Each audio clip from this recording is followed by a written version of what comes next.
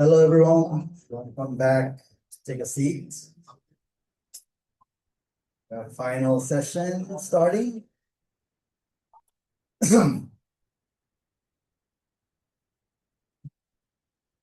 Stop. All right, so I'm gonna get started here since may not have enough time and I don't want to rush through it. But this last session is going to go over common reporting errors, and I've added bonus, add some common audit findings as well. So you can plan, measure, and prepare appropriately. Right, so just going straight off back to the presentation. All right, so going over, universal errors, and these are kind of the same every year. It's going to probably be the same for years on forth until this kind of takes over. But it's outdated terminology. So using net pension obligation versus net pension asset, or net OPEB obligation versus net OPEB liability or asset. Net assets, including one exception, which now is net position. Right. Invested capital assets net of related debt is a very old one. This is net investment capital assets. Fixed assets versus capital assets. I guess, when client asks you what's the difference between a fixed asset, capital assets, is that some capital assets now are really not things you can touch, like a leased asset or an intangible asset, a right to use. Agency funds, now those are custodial funds, though they may not be a one-to-one exact replacement. Terminology such as expenditure versus using expense, or using expense instead of expenditures. Should be. Right, just going over the transmittal letter, these are the same incorrect date. So just a reminder that the transmittal letter date has to be the same or after the independent auditor's report date. So obviously, as you're trying to finalize the audit, things may come up, last minute changes, we move from one day than we planned perhaps. So just make sure to keep that transmittal later date open until you're ready to actually finalize and issue the report. Okay. Redundant information, this is more reference to other sections of the ACFR. So you can use this in your MD&As. If there's a lot of note disclosures, you may have just a reference unless it's required to be a disclosure. Missing statement for management responsibility for the ACFR. Budget information. And then the expected long-term benefits of tax abatements. Okay. So you have to identify funds with legally adopted budget, the level of budgetary control, and the budget process. Right, moving on to the MD&A, and just, this will be policed. I think this year we're going to really look and try to improve this section with the ASB 103. It's just adding a lot of analysis. I have this red, since it's World Cup season, think of this as a red card. So this is something that, even though I didn't really see it, but they said that this would be something that you would disqualify you from the award, potentially disqualify you from the award, even though I haven't really seen it. But not stating that the dollar amount or the percentage change, not breaking them down by component, forgetting about major funds, especially if you have a change in major funds. You can't necessarily just use the same as last year. You need to add or remove explanations. Oops, sorry. Yeah, that one's good. This is a really nice chart, and I think I've had it here for years and years, but still nice presentation of how you can look at your analysis. So increases in revenues can be broken down into the specific main categories. Within that, there are subcategories, and within that, they may be different things that happened throughout the year, and you may be able to really explain and provide a detailed analysis of what caused that, versus just by saying the economy, right? I think I had one client very long time ago the MD&A just referenced, well, revenues increase because of the economy or something like that. And I kind of pointed out that actually revenues went down. And they just changed it to say, well, because of a poor economy, so something like that. And I'm like, okay, I mean, it doesn't really, they were late on the audit and they need to get it out the door. And I was like, okay, that's fine. But just to, rather than that, usually a lot of these things are because you're trying to rush through it and you're at the last minute. So here are some tips on, MD&A of what you can do, maybe throughout the year. So it's not necessarily a last minute crunch, where you're trying to put things together and just want to get it done. You can keep a folder to keep track of significant matters throughout the year. You have your staff reports.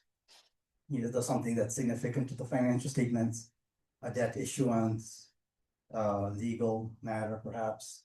You can file that in your folder. Any kind of monthly or quarterly analysis you present to council or to other departments. You can incorporate this into your closing procedures. So as part of your closing from July to August, you also take a look at your MD&A factors. You don't need to start with final numbers. So once you get initial draft of the financial statements, or you have your closed trial balance, you can take a look at the numbers, fluctuations. You may go to run reports from your general ledger that are already grouped in a format that's comparative to the financial statements, and you can start on your analysis early. And now that you also have to explain the difference between your original and final budget, you may also want to keep anything that change the budget, like your budget amendments and staff reports. You may also want to consider keeping that in the folder for easier reference. All right, just moving on to the financial statements. This is looking at GASB 100 specifically. Incorrect presentation for restatements. So this is no longer permitted, where you can just say fund balance beginning as restated. That's no longer permitted. This is more accurate, but this terminology is no longer appropriate. Prior period adjustment, now you would just say either adjustments or restatements.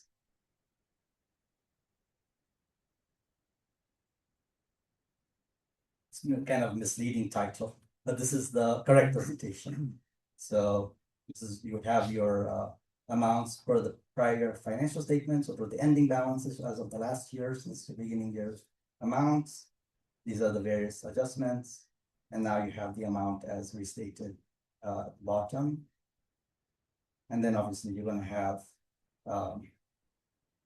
your ending net position for fund balance. So going over those columns, so this may be something that gets omitted, is that when you have a change in major funds, you still need to present the former major fund with its beginning balance and adjustment, and then showing that the amount as adjusted is 0. Right. This is just looking at leased assets and SPIDAs. So this is an incorrect presentation.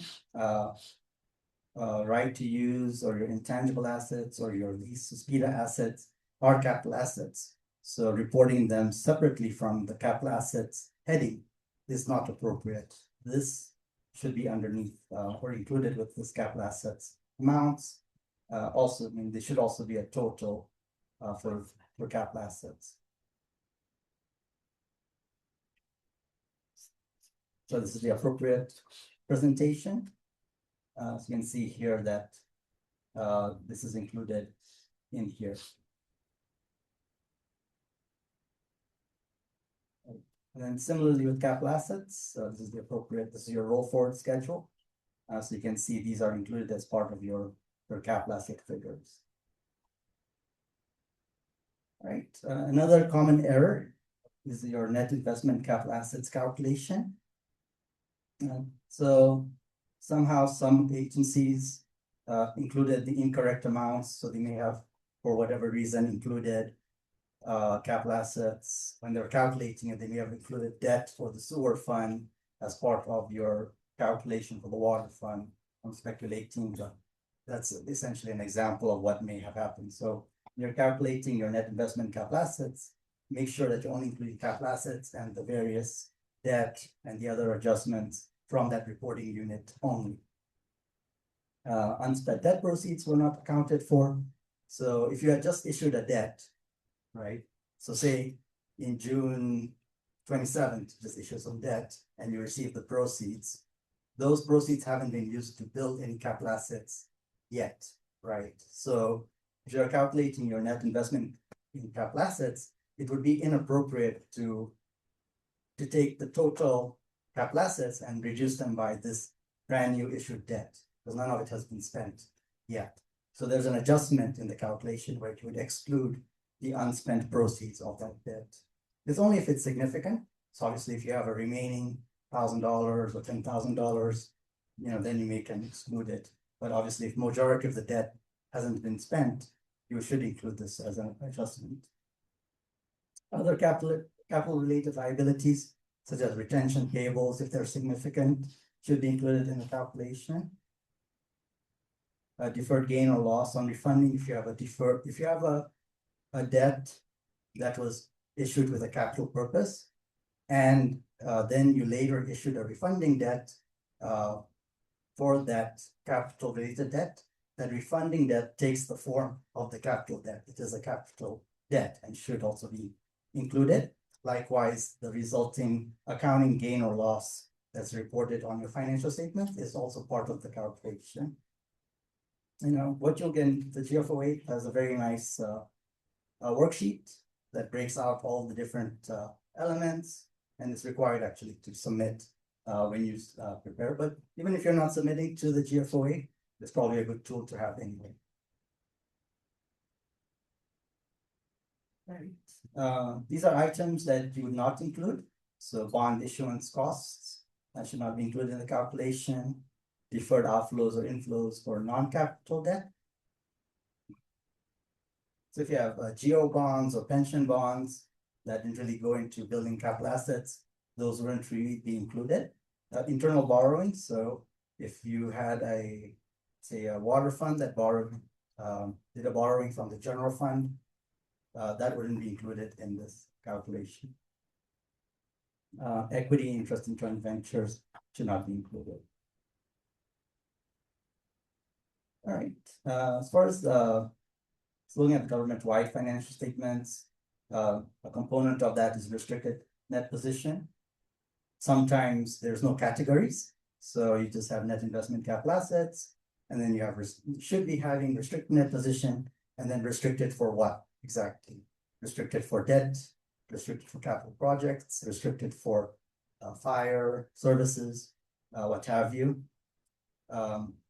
If you don't have the detail on the face of the financial statements, you can include a note disclosure that breaks out that detail.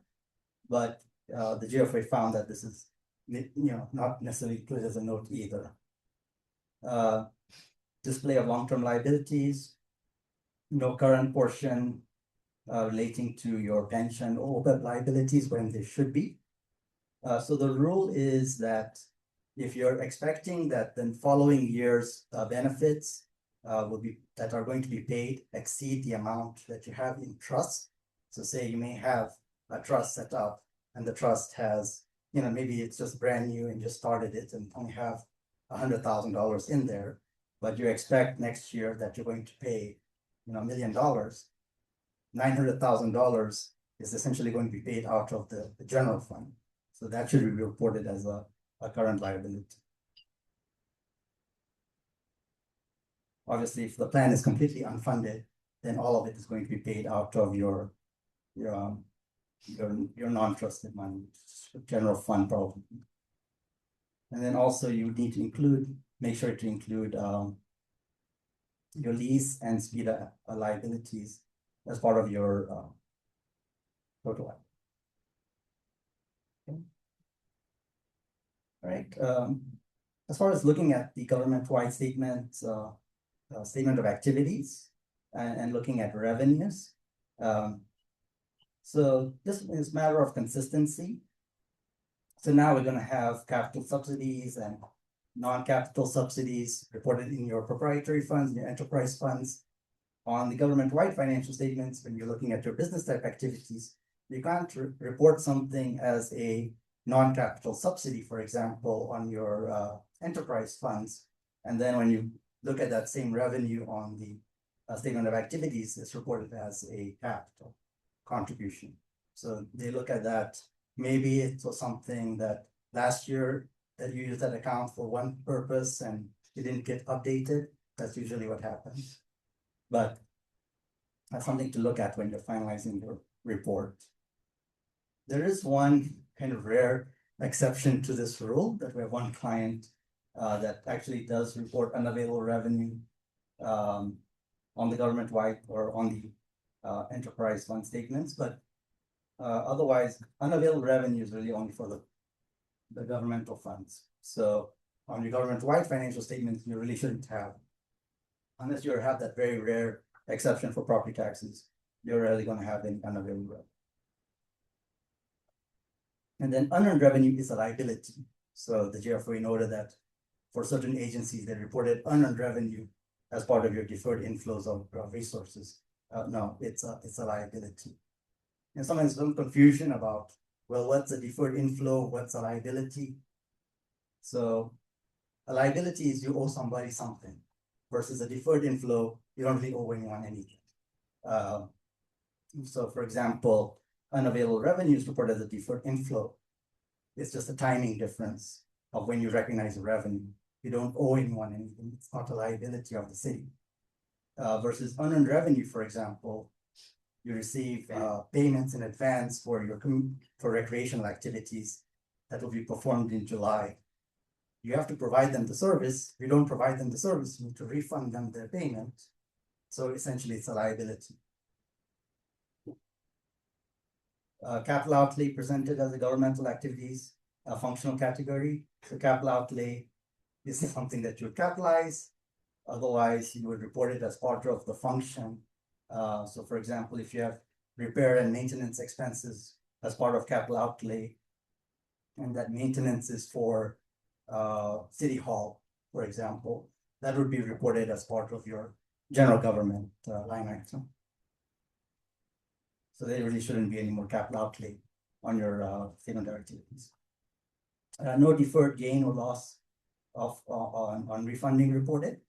I think one exception where I may have done this myself or may have proposed this to the client is the deferred gain or loss was essentially like $50,000 or something very immaterial, something not worth really amortizing for 20, 30 years and keeping it on their spreadsheet.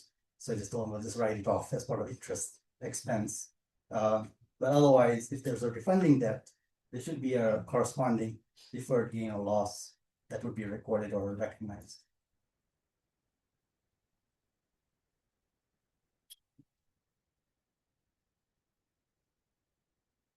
All right, this one, I don't know. I didn't put a red card on this one, but major fund determination is something that, if you had the GFOA finds that you didn't report a major fund, they would probably, I would say, consider at least a very significant comment. So it's something that you recalculate every year.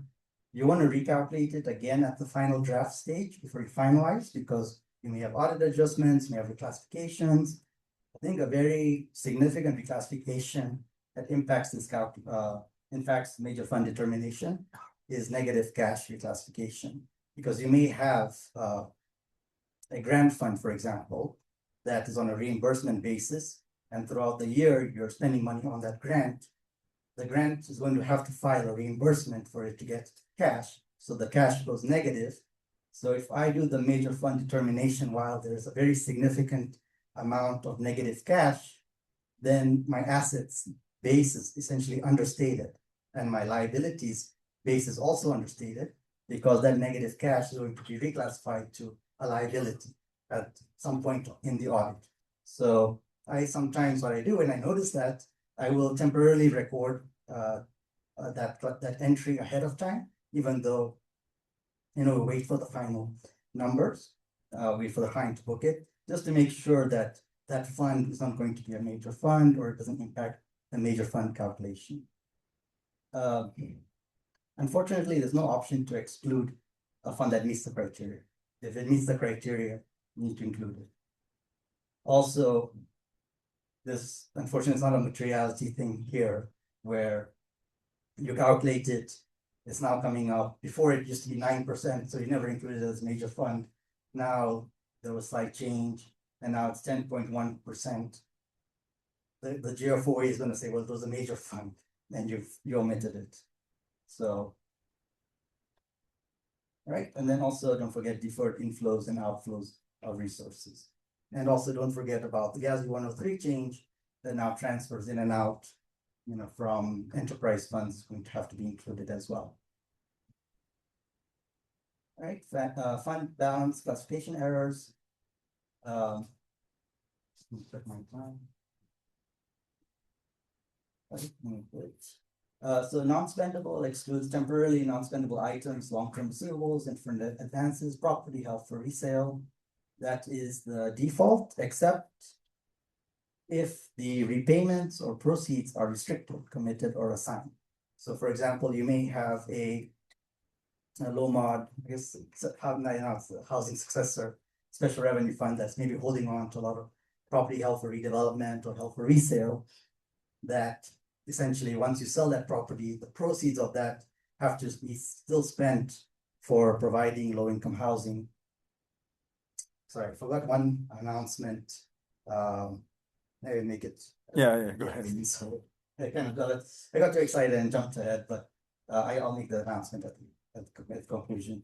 But if the proceeds are restricted, committed, or assigned, then that item that normally would be non-spendable would be reported as part of restricted, committed, or assigned. The only exception, which is not really, I guess, an exception, sometimes you just default, well, this is a special revenue fund, all the monies are held for low mod income housing, hence everything is restricted. The only exception to that is prepaids, because prepaids, there is no proceeds from sale or anything like that. So prepaids will always be non-spendable because they can't be sold. So just keep that in mind. Usually prepaid is not a material item. The GFOA, when they give comments, they sometimes disregard the concept of materiality. So unfortunately, sometimes we do provide comments and edits to the financial statements that are not really material, really just to avoid getting comments. But that's why they call it the GFOA Award for Financial Reporting Excellence. Doesn't mean you need to account for and record every immaterial item. It's really just for the financial statements presentation. Stabilization arrangements, rainy day funds. Usually those are missing disclosures that are required. Negative assigned fund balance. So you really shouldn't have a negative assigned fund balance. The only category that can be negative is unassigned. So you can't really be reporting negative restricted, negative committed, and so forth. Positive unassigned fund balance is for the general fund only. So when you have a special revenue fund, when you have a debt service fund, inherently that money or funds are at minimum assigned for a purpose. They're either assigned for a capital project, or they're assigned for debt service, or they're assigned for whatever the special revenue fund is for. So you can't have unassigned fund balance that's positive in a special revenue fund, capital project fund. That wouldn't be appropriate. And here's some terminology. I think I got that. I'm still stuck with, I probably make that mistake more than others and then have to correct it later in the draft. But this issuance, the terminology when you have a debt issuance, like a lease issuance or finance purchase agreement, it's the terminology that you should use is issuance of debt. You shouldn't really use proceeds from debt issuance. I don't know where that came from. Things come from proceeds from sale of assets, and then just But for some reason, I also have this problem, so it takes me some little extra effort, but keep that in mind that it's when you have a new debt issuance, it's issuance of debt, not proceeds from debt issuance. Original issue premium discount should have a separate line item. So when you issue a debt, you may get more or less than the par value of the debt. You would always have a line item for the par value of the total debt issued, and then you're gonna have a separate line item for any discount or premium that was issued as well. Separate line items for issuance of refunding debt. So if you had a regular debt issuance and then you had a separate issuance of a refunding debt, you want a separate line item for the refunding debt. Okay. Also, make sure these amounts agree to disclosures. So in your roll forward schedule for long-term debt, if you had an addition for new debt, that should agree to this amount in your other financing sources and uses. Okay.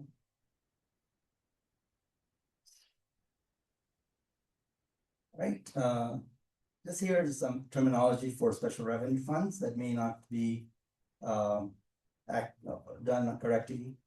So special revenue funds are used to account and report proceeds of specific revenue sources that are restricted or committed to expenditure for specific purposes. So the monies that you're recording in the special revenue fund have to have a specific purpose as to what they will be used for. And the constraint that's kind of requiring you to make the revenues to be spent for that purpose have to be at least in the restricted or committed classification, meaning that either they're contractually required or required by law, or they've been committed by council or your board or other governing body to be used for that specific purpose, and they've taken the highest level of action that they can to constrain that money to be used for that purpose. An example of committed could be, I think we used to look at City of East Palo Alto, and they collect TOT revenues, and they have committed a certain percentage of the revenue to be spent on, I can't remember the exact purpose, but that would be qualify them to report a special revenue fund and essentially segregate some of the TOT revenue to that special revenue fund. And then as part of the disclosures, you do need to disclose the purpose and identify the specific revenue source for the major special revenue funds. Right. I forgot to update this, my mistake. So this will no longer be appropriate, my mistake. So as far as budgetary reporting, it should be reported in the RSI. And only the general fund and major revenue funds with legally adopted budgets would be reported here. Your major capital project funds and major debt service funds would not be included as part of your required supplementary information. At minimum, it has to be at the program or functional level, same as the financial statements. If it's not at the legal compliance level, then you can include the supplementary information. Right? As part of supplementary information, you can include a more detailed schedule, or you have the option to reference another document you may have submitted to demonstrate compliance. All right.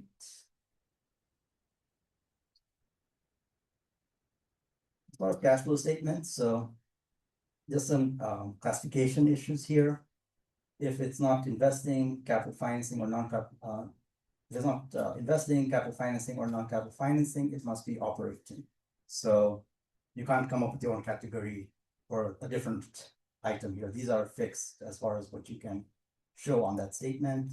Do not net transactions. So if you have on the income statement, transfers in and transfers out, on the cash flow statement, it's expected you're going to show also transfers to other funds or transfers in from other funds. You're not going to net the two and show it as a net transfer in, net transfer out.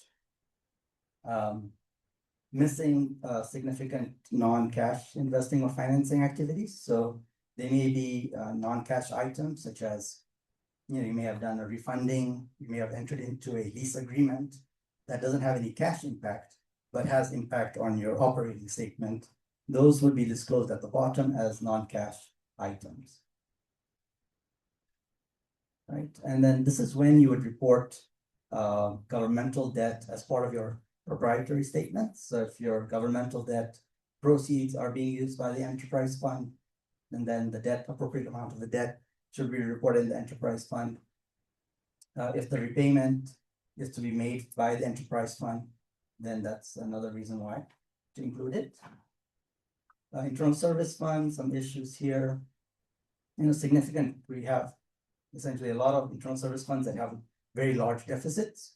Some of them are reasonable, some of them are just because the charges are not sufficient to cover the annual expenses of that fund. So something to look at as far as whether you're charging enough departments. If you're not charging enough to the general fund, if you're not charging enough to the departments, you're essentially burying a problem down the line, deferring a problem, because you are going to have very high expenses in the internal service fund that has deficits. And the general fund may look that it's flush with cash and has a very healthy position. However, in reality, at some point, the general fund will have to clear the deficit because that internal service fund is going to not be able to cover itself. So you want to make sure that you're charging appropriately to the general fund departments to make sure that what's reflected as fund balance in the general fund or in your governmental funds or wherever the internal service fund is charging to, that those are sufficient to cover the internal service fund's annual expenses. If it can't, then really it shouldn't really be an internal service fund. Right. This is the various purposes for internal service funds. So, as I mentioned, their internal charges to various departments could be based on budget. So this is to ensure that there's sufficient resources to pay for ongoing expenses. Establish a fund balance level for each fund that is reasonable, prevents overaccumulation of resources. That can be another issue as far as maybe you're charging the general fund too much, and which we have some. There are some factors of why some agencies want to do that. Is for like when you're negotiating with the unions, perhaps for labor negotiations, and you don't want to show that the general fund is flush with cash. Unions may not want to look at page, 70 or 100 or so forth to find it. Well, why is all there this money for equipment replacement, which may be justified, maybe based on your depreciation schedules. You have projected out that they are going to be vehicles to be replaced at certain points, and this is the amount of funding needed for that purpose. However, if you're not able to demonstrate that, then there may be a point where you need to refund some of the money back to the general fund. But this idea is that the internal service funds must break even over time.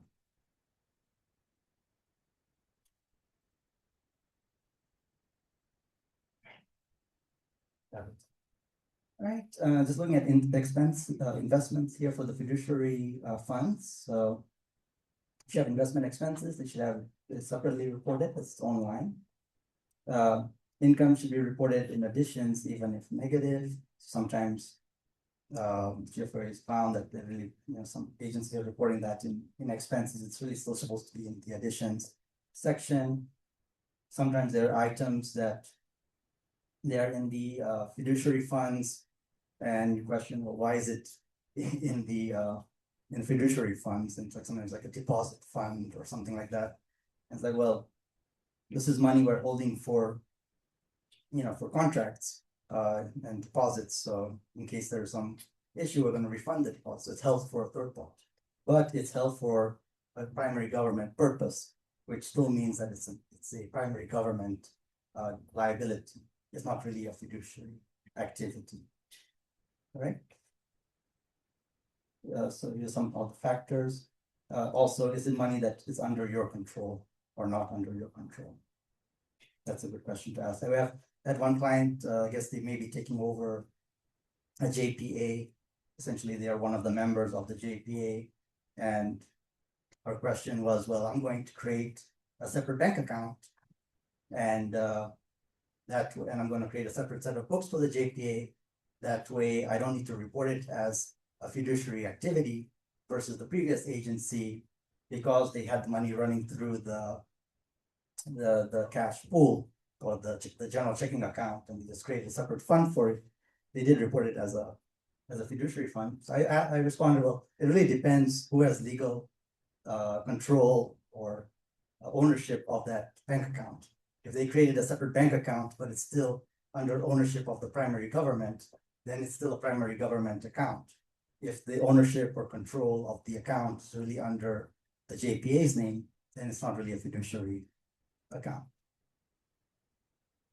Okay, and just here, custodial funds are not agency funds. And then also, we do need a presentation of a change in fiduciary net position for custodial funds. Agency funds used to just have a assets equal liabilities. They didn't really report fiduciary net position. So this should be something that needs to be corrected. Some more custodial fund information. I'm good. So as I mentioned, no more agency funds.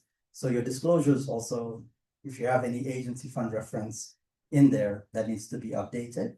Also, you want to mention the economic resource measurement focus when you're disclosing your agency funds in the note disclosures.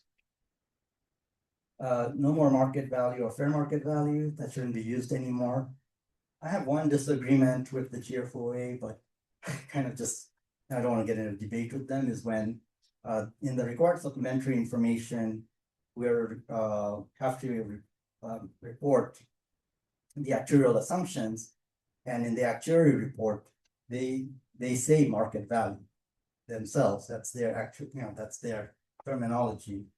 So in my mind, I say, well, the actuarial assumptions should really be what the actuary used, which if they are saying they use market value, then I don't see anything wrong with writing market value, but I don't think it makes too much of a difference, but maybe that's a debatable item. But really the terminology now is fair value. So I think I got one person maybe to sign off on me with that correction, but at the end of the day, I'm not, it's just easier to just change it to fair value and let's move on than to get into a debate about that. Donated capital assets are reported at acquisition value. So previously you would report you'd say estimated fair value or estimated fair market value. Now you'd say that's the acquisition value. And someone asking, well, what's the difference between what's acquisition value? And the GASB has a kind of a paper on this. Essentially, acquisition value is the entry point as far as acquiring that asset. It's not the exit point, which may be different. So if you're selling something, it may be valued differently than when you purchase something. So that's the difference there. So acquisition value is the entry price. Usually the major item with donated cap assets is when you get infrastructure from a developer, and they usually have an inventory of what it took them to build that infrastructure, and that's what you normally use to record that. Missing reference to component unit financial statements. So as part of your financial statements and reporting unit, you may have blended or discretely presented component units. If those component units have separately issued financial statements, you should have a reference to those component unit financial statements. Otherwise, you would disclose that no separately issued financial statements are issued for that component unit. All right. As far as investment disclosures, so ratings, these are things that were maybe missing. A leveling disclosure is required as well. Valuation technique description maybe needs to be more detailed for certain agencies. You may need to go and check with your custodian as far as what techniques they use when you prepare those fair values amounts in their statements. As far as disclosing which governmental funds have been typically used to liquidate liabilities, so that's now only needed for pension and OPEB. previously you would also include compensated absences, but now it has to be 101, that's no longer included. Debt refunding, required disclosures, so these are some items that the GFOA found as missing or lacking for a lot of agencies, the aggregate difference in debt service, so what total cash flow savings are you are there for having a new debt versus the previous debt? And then also what's the economic gain or loss? And this is different. Economic gain or loss is different from the accounting gain or loss. And this is usually, I think, in the initial evaluations when you're deciding to refund the debt. Usually you get a lot of reports from your consultants on what these numbers are. And so you can decide, yes, this is a good idea or not a good idea. And that's where you would get these numbers from.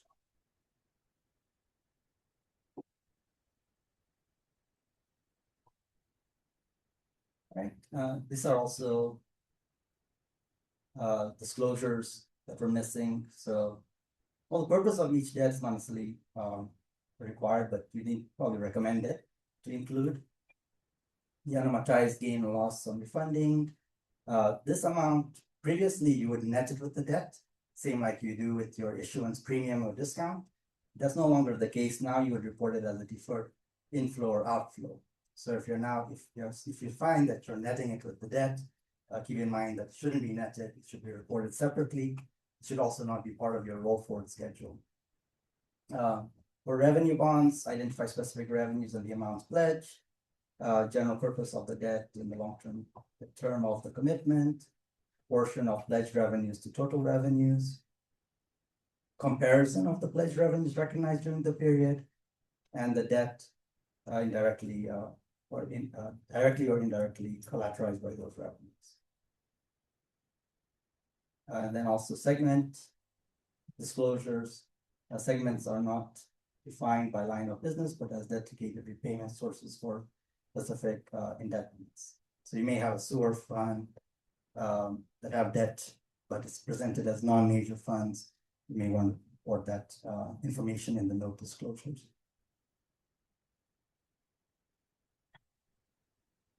All right. Moving on to the other disclosures. So here's looking at fund balance. This is either missing or not there at all. So this is required when it's not on the statements, vague or generalized descriptions or not specific enough, prior later special assessments restricted for fire protection. One nice example of this is, for example, it has to be a purpose that's narrower than the purpose of the government. So you may have, for example, I think we had a city in Southern California that had a component unit that was a fire district as well. And so on the city's financial statements, essentially we report that this is restricted for fire services. But then when we did the standalone report, obviously, we're preparing a financial statements of a fire district. Obviously, the monies are restricted for fire services. So you wouldn't put all the monies as restricted. You would put monies as restricted if they maybe have another revenue source that's maybe restricted for a narrower purpose, maybe purchasing equipment or maybe committed. So you have to look at the actual government, and then is the purpose narrower then? Otherwise, where everything would be restricted in your city or county or special district financial statements because you can't use it to buy a Porsche or whatever you want, right? It essentially is inherently the monies are constrained for something. That's for your government. Significant encumbrances are not disclosed. For interfund transactions, the intent or purpose is maybe missing. So you have for a transfer, for example. This is one that's, it's a bit of a gray area. I think it's not heavily policed. It's just the reimbursements are not transfers. If one fund is paying for something for another fund, it's not appropriate to really record that as a transfer. It's really, you have to reflect the expenditure in the fund where it actually was meant to be initially recorded. Right, here's some issues with capital assets that the GFOA noted. Accumulated depreciation should not exceed cost. So if you have equipment that's $1 million as cost, you can't say that your accumulated depreciation for equipment is $1.5 million because the maximum it can be is $1 million. So that's something they noted. Obviously, it's sort of some classification issue or something that changed or something that was incorrect maybe in previous years that carried forward. At the end of the day, something to look at and evaluate. Similarly, decreases. So if you sold an asset for $100,000 or it was on the books for $100,000, the amount of accumulated depreciation you're going to take out at the most, it's going to be $100,000. It can't be that you're taking out $200,000. It may be that you're making a correction, but you'll probably want to present that as a separate column, as an adjustment column, perhaps. Okay. Obviously, if you have continuous reporting of costs equaling accumulated depreciation, like essentially you have equipment or vehicles on the books and they're fully depreciated and you have no plan of really selling them or disposing of them anytime soon, you still plan to use them for years to come, then really maybe your useful lives as far as how fast you're depreciating these assets, maybe it's too quick. So maybe something to look at and evaluate them. Estimates, useful lives, materiality, are all things we have to look at every year and not get too used to it. It's going over pension and OPEB matters. So certain information with pension plans and your OPEB plans, if you have multiple pension plans and OPEB plans, there are some amounts that need to be reported in aggregate. So for example, pension expense, you have to report total pension expense.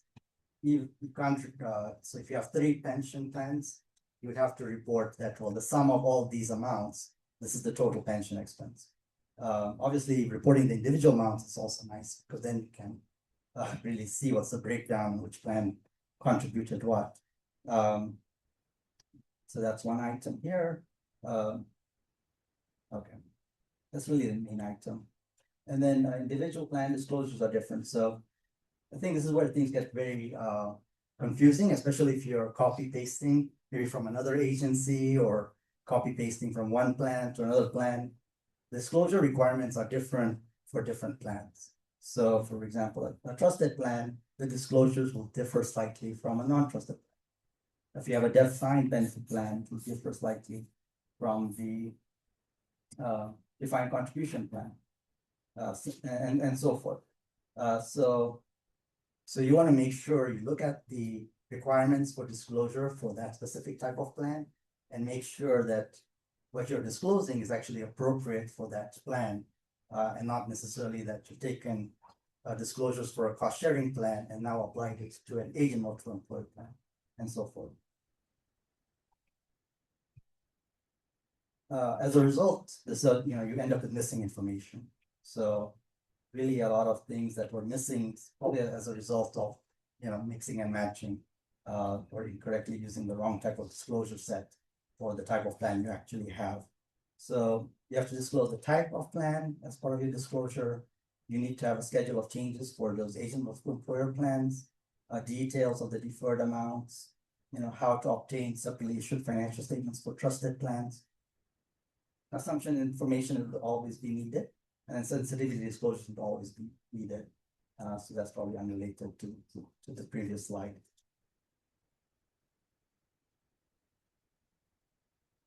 Right. I'll probably go a little bit quicker on these slides. So there are 2 terms here. They sound very similar, but they are different. There's a term called covered payroll, and then there's another term called covered employee payroll. Covered payroll is when there's a direct relationship between what you contribute to the plan to the payroll amount. For example, with CalPERS, you have what's the terminology is perishable earnings, right? So perishable earnings is covered payroll because if your covered payroll changes, the contribution amount will also change. Covered employee payroll is when there's not really a direct relationship between what you contribute and the payroll amount, for example. So your OPEB plans, majority of them, probably all of them, I would say, I'm sure there's some exceptions, but the amount you contribute, either it's based on your budget or it's based on the actuary's recommended amount that you should contribute to the plan. It doesn't matter, what the payroll of the employees covered by the plan actually are. So you can see here when you have a non-trusted plan, you always have covered employee payroll because there's no there's no contribution requirement at all here. And when you have a trusted plan for pension, generally it's going to be covered payroll, unless I'm sure there's an exception. With OPEB contributions that are not based on pay, you're going to have covered employee payroll. And then also if they are contributions based on pay, you'd have covered payroll. All right, here's some various comments or issues with the statistical section. So kind of general here, amounts not agreeing to the financial statements, so last minute changes probably here. Outdated footnotes. Obviously you want to get it done. You don't have time to read every single footnote at the bottom, but there may be something in there that's talking about, as Matt was mentioning before, like reserved, unreserved, designated, undesignated, things from prior to 2012 that really no longer apply. So you want to remove those items. State that 10 years of information is being accumulated. So if you're brand new to the ACFR scene, you're trying to get to ACFR out for the first time, a nice thing is that you don't actually need to have 10 years of information immediately if it's going to be problematic to gather that information. If the information is readily available, then it is recommended you should present 10 years. This is really only intended, if that information is going to be a headache to gather. So you can present less than 10 years, but you should footnote that you're accumulating that 10 years of information. Revenue information of most significant revenue sources not reported. So if you're like a tourist city, and TOT is your major revenue source, then really the revenues schedules really should be on TOT mostly. But if you're following from another agency, like that's kind of standard, probably sales tax and property tax may be the most significant revenue. But if you do that, then really you're not really focusing on what the critical major revenues are. So that's what they noted as well. And here are various debt specific items. This item here is that if you have monies restricted to pay for bonds, then those restricted amounts should be part of the schedule. Your debt service ratio, essentially using the amount added to capital assets should be the correct amount. You shouldn't really be just using the capital outlay item, because capital outlay may not exactly equal the amount you actually capitalize. And then schedule of direct and overlapping debt. You want to get that information from the consultant. All right, so I'm just going to list these really quick. So our common audit findings. So I think pooled cash issues are quite common, where maybe individually you've reconciled each bank account, but when I add up all the cash balances in each fund, they don't agree to your pooled cash control accounts, because maybe an entry was recorded directly to a cash account, or maybe a reversal, or what have you, or some system error. So you always want to also make sure once you've reconciled your cash investments, they also still agree to the individual amounts reported in the financial statements. Receivable schedules not agreeing to the control accounts, missing revenue accruals. Governmental revenues are not deferred, so you can't recognize, if you don't expect that you're going to receive the revenue soon, you're not really supposed to be recording it as revenue, you're supposed to defer it. Errors in capital assets. This is a common one, non-cash transactions not reported. So leases, disposed assets, finance purchases, donated assets, not recorded when they should be. Material expenditures that are omitted. Debit liabilities are not reviewed. Errors in the long-term debt schedule. So beginning balance isn't agreed to the prior year ending balance. The amount deductions in debt are not agreeing. Current portion doesn't agree. No interest payable recorded if it's material. Interfund balances are not updated or are out of balance. Unbilled receivables for grant utilities or contractual items are not recorded. So what can we do about it? So there are various things that you can do. I mean, borrowed time right now. But preparing a financial analysis is very useful. If you do compare your current year to prior year, you'll probably find that you forgot something down the line. That's usually our first thing procedure that we do as part of the audit, and that usually generates a lot of adjustments, even though we call them client adjustments because they came from the client. Really should be audit adjustments. As we talked about earlier, setting a materiality, staggering the close process. You don't necessarily need to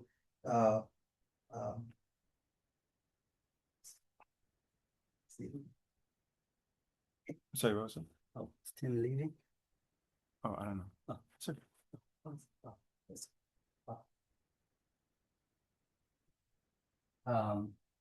So you can actually take care of a lot of things earlier in the year. Review prior year for any errors, so you can capture them as part of the close process. And then incorporate audit requests as part of your closing checklist.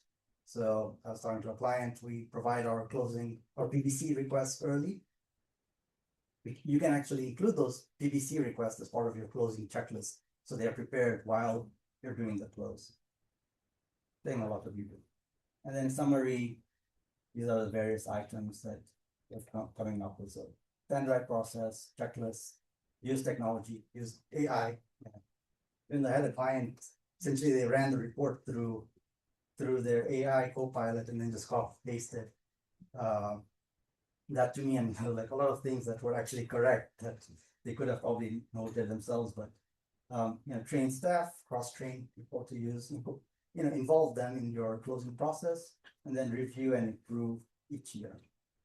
And I don't know why I came twice. I think that's it for